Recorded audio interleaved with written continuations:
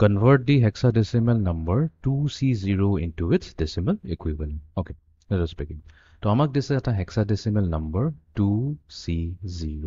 এটো আকৌ আমি ব্ৰেকেটৰ ভিতৰত ৰাখি পেলাই ইয়াতে তলতে 16 লিখি দিম। তো এইটো ডিনোট কৰিব যে এইটো হৈছে এটা hexadecimal number. তো আমাক কৈছে এই hexadecimal numberটো কি কৰিব লাগে? ইয়াক decimalলৈ লৈ যাব লাগে। Okay, তো আমি আৰম্ভ কৰিম 2C0 ৰে। ইয়াতে 0 কি হৈছে? 0 হৈছে আমাৰ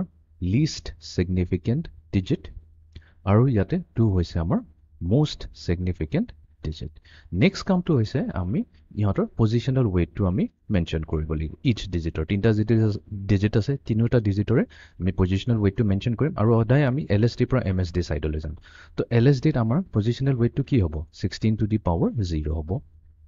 then next digit টোৰ কাৰণে হ'ব 16 to the power 1 and then third digit টোৰ কাৰণে হ'ব 16 to the power 2 হৈ গ'ল এতিয়া আমি কি কৰিম decimal equivalent ওলাম একেবাৰে সিম্পল কাম হয় decimal equivalent ওলাবৰ কাৰণে আমি কি কৰিব লাগিব MSD digit টো লম 2 আৰু এটো মাল্টিপ্লাই হ'ব তাৰ নিজৰ weightor লগত যোনটো হৈছে 16 স্কয়াৰ সো 2 into 16 স্কয়াৰ এটো আমি মাল্টিপ্লাই কৰিম তাৰ পিছত এড কৰি দিম নেক্সট c লগত এতিয়া মই বৰ্তমান c লিখি থওঁ c into c ৰ weight হৈছে 16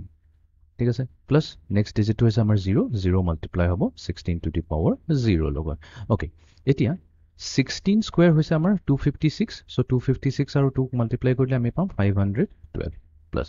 এতিয়া আমি যেহেতু ডেসিমেল ইকুইভ্যালেন্ট উলাইছো ইয়াতে একচুয়ালি c লিখাটো ভুল হ'ব বিকজ c টো হৈছে কি c হৈছে এটা হেক্সাডেসিমেল বাট প্ৰবলেম নাই আমি জানো a যদি হয় 10 তেনেহলে b হ'ব আমাৰ 11 then c কি হ'ব c হৈ যাব আমাৰ 12 তো তাৰ মানে একচুয়ালি এই c টো যোনটো হৈছে এটো হৈছে আমাৰ 12 সো এটো আমি c ইয়াতে নিলিখিবলে যেহেতু আমি ডেসিমেল ইকুইভ্যালেন্টৰ কথা কৈছো তো c জায়গাত আমি লিখিব লাগিব 12 এতিয়া 12 টাইমছ 16 আমি উলিয়াই লওঁ সো 12 মাল্টিপ্লাইড টু 16 আমাক দিব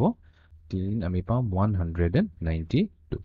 লাষ্টৰটো প্ৰবলেম নাই যেহেতু 0 লগত মাল্টিপ্লাই হৈছে এটো 0 হ'ব এতিয়া 192 ক আমি এড কৰি দিম 512 লগত তো আমি পাই যাম 704 বা 704 তাৰ মানে আমাৰ যোনটো 2C0 এই হেক্সাডেসিমেল নাম্বাৰটো দিছে ইয়াৰ আমাৰ